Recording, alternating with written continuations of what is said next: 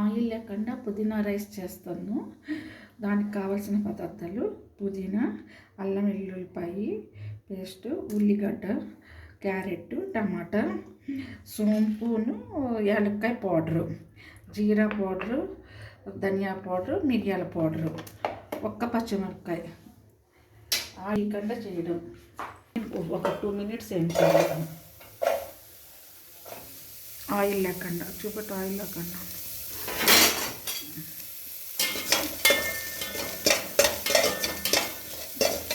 ఒక 2 minutes వేయించిన తర్వాత ఈ పుదీనా, కొత్తిమీర కూడా వేయించాలి. తర్వాత అల్లం వెల్లుల్లిపాయ పేస్ట్ వేసేయాలి. నెక్స్ట్ ఒక్క పచ్చిమిరపకాయ వేయాలి, టమాటా ముక్కలు వేయాలి, క్యారెట్ వేసేయాలి. ఇవన్నీ ఒక 2-3 minutes వేయించాలి. బాగా సిమ్లో వేయించాలి.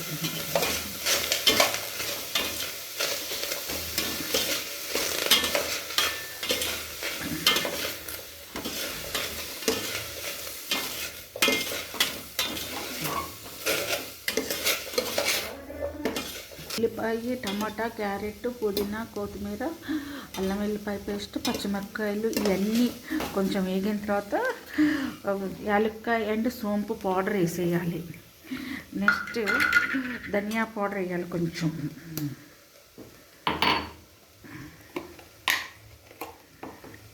ధనియాల పౌడరు. మేము 3 members చేస్తున్నాము. ఇది జీలకర్ర పౌడరు. నెక్స్ట్ పెప్పర్ పౌడరు, మిరియాల పౌడరు. మనం కారంలో ఒక్కటే పచ్చిమిరపకాయ వేసాం కాబట్టి కొంచెం మిరియాల పౌడర్ వేయాలి.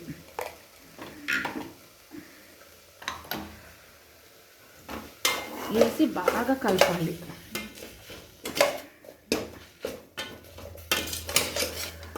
బాగా కలిపి ఒక 2-3 minutes అట్లుంచాలి.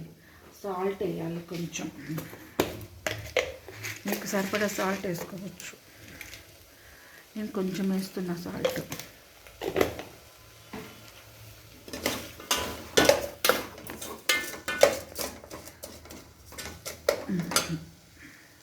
ఒక 5 minutes అట్లా మగ్గనియాలి మంచిగా.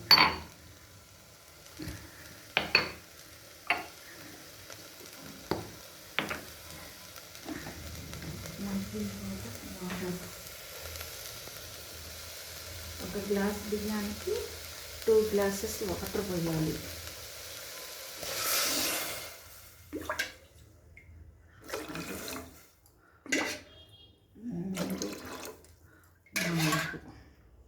నేను 2 glasses బియ్యం తీసుకున్నా, 4 glasses వాటర్ పోసా.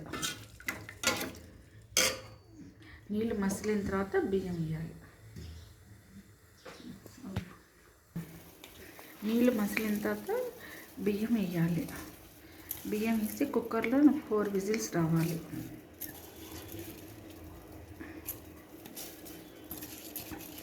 అప్పుడు టేస్ట్ బాగుంటుంది. మీకు కావాలంటే లాస్ట్కి నిమ్మకాయ పిండుకోవచ్చు. ఉల్లిపాయ కూడా నంచుకోవచ్చు. మీకు టేస్ట్ తగ్గట్టుగా.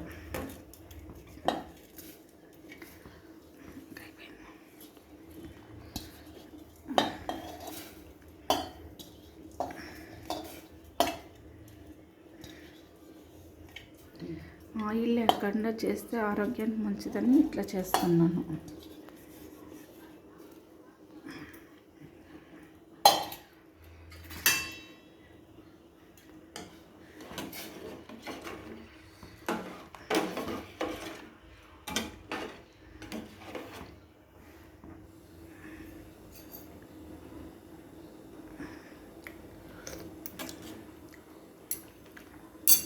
బాగానే ఉంది. ఎంత కమ్మటి వాసన వస్తుందో మీరు కూడా టేస్ట్ చేసి చెప్పండి.